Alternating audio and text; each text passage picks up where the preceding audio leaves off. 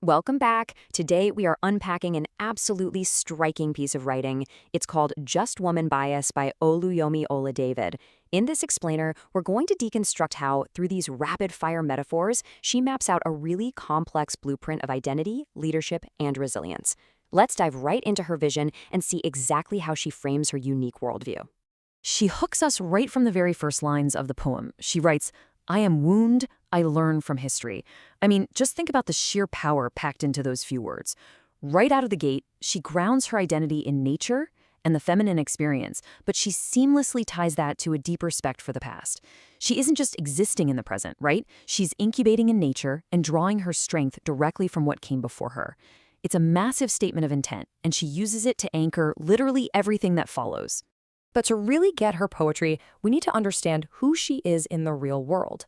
Oluyomi Oladevid is a Nigerian who is deeply, deeply invested in global development and transformation. She's a policy influencer, a strategist, someone who literally makes a living providing clarity. When you know her background, you start to realize that these abstract metaphors she's writing, she's actually drawing them from a very real, grounded career of driving change and advocating for global transformation. So the crucial takeaway here is that her poetry doesn't just exist in a vacuum. Her verses are entirely fueled by her practical background. This is a woman who generates solutions and influences strategy on a massive scale. But alongside all that professional drive, she's also deeply guided by her faith. In her own words, she describes her father God as owning and ruling the universe, calling him the wheel within my wheels.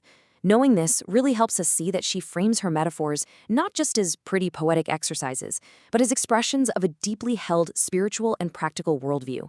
It's a pretty rare mix of high-level strategy and grounded faith. So, with one foot in global policy and another in a deeply spiritual space, how exactly does she navigate the world's conflicts? Let's take a look at her strategy. Notice how she plays with this wild duality, the warrior and the maid. On one hand, she totally owns the identity of a warrior. She sees the conflict, she knows the struggles, and she flat out declares, "In right, I win." It's a very direct, forceful approach to adversity. But then she completely flips the script. She also claims the identity of a maid. She knows the stable, she sees the greed, and she says, "In stooping, I conquer." She recognizes that sometimes victory isn't won through direct combat. Sometimes it's won through humility, service, and conquering greed from the ground up. It's just a masterful way to look at problem solving. She then bridges this duality by stating, "I am a solution." And hey, remember her day job? She is a policy influencer. She actively hunts for problems and treats them like a giant puzzle to be solved. She's writing from a place of active problem solving. When she says, "In light I shine," she's telling us her ultimate goal is to bring clarity and illumination to the world's most complex issues. She isn't just sitting back observing the world. She is out there actively untangling it. Now, obviously, this kind of proactive stance requires immense patience. So what forms the foundation of her growth and stewardship? She answers this through a philosophy of nurturing, comparing herself to both a seed and a steward. As a seed, she knows the season and she sees the fruits. She understands that growth takes real time. You have to be planted in the soil in order to eventually rise. But she pairs that natural patience with the active responsibility of a steward. As a steward, she knows her assets, she sees the verdict, and she declares, "In fidelity, I thrive." Basically, she's showing us that true growth requires both the patience to let things develop naturally and the faithfulness to manage what she's been given. Building on that foundation, she gives us one of her most disarming metaphors. "I am a child. I know the stranger. I see the difference. In love I come." By adopting the persona of a child, she completely strips away the cynicism that so often dominates global policy and strategy.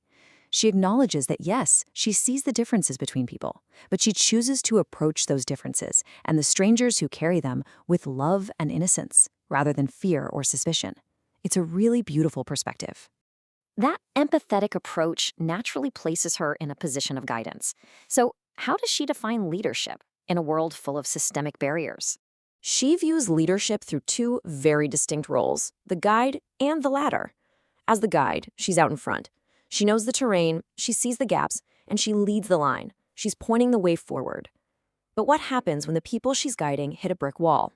She becomes the ladder. She knows the wall, she sees her role, and she leans in trust so that others can climb over. She is showing us that effective leadership isn't just about barking directions. It's about making yourself a supportive tool for the advancement of others. But let's be real, being the ladder, the warrior, and the steward is exhausting work. What happens when she faces the ultimate trials and hardships? She sustains herself through sheer, gritty endurance. She calls herself a pilgrim. This isn't just some casual afternoon walk. It is a long, arduous, purposeful journey. She explicitly states that she sees the barriers. She never pretends the work is easy. But the true power here lies in her conclusion, "In resilience, I arrive." She doesn't arrive because she's somehow immune to hardship. She arrives because her resilience simply will not allow her to quit.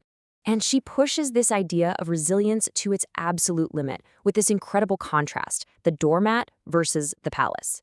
As a doormat, she knows the particles of dirt. She sees the shoes trampling over her. It's a raw, very humbling metaphor for feeling used or overlooked. But she doesn't stay there. That same resilience propels her from the floor of hardship straight to the heights of achievement, proudly stating, "In palace, I shine." It is a massive testament to her emotional range and her utter refusal to let temporary hardship define her final destination. She wraps up this whole metaphorical journey by returning to her pragmatic roots. I am a tool, I know the work, I see the stamp, in use I train. Ultimately, she recognizes herself as an active instrument of ongoing work. She isn't looking for some static state of perfection. She knows that by being used, by engaging in the work, facing the barriers, and doing the heavy lifting, she is constantly training, adapting, and sharpening her abilities for whatever comes next. It's a great reminder that engaging in the hard work is the training itself.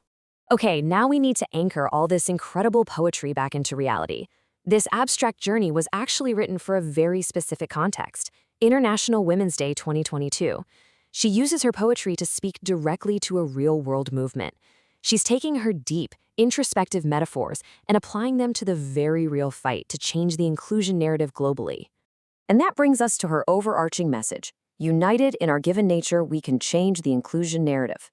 She takes everything we just analyzed, the humility of the maid, the fight of the warrior, the support of the ladder, the grit of the pilgrim, and she challenges all of us to unite those inherent strengths. She truly believes that if we embrace the full, complex nature of our identities, we have the power to fundamentally shift how society views inclusion. Oluyomi Ola-David has given us a really masterful blueprint here, drawn straight from her own life as a global advocate and a deeply faithful steward. She's shown us exactly how she leans in trust and arrives in resilience. So as we wrap up this explainer, I want to leave you with this thought. Looking at all the different metaphorical roles she embraces, from the warrior to the guide to the ladder, how will you step into your own roles to change the inclusion narrative today? Keep exploring, keep learning, and we'll see you in the next explainer.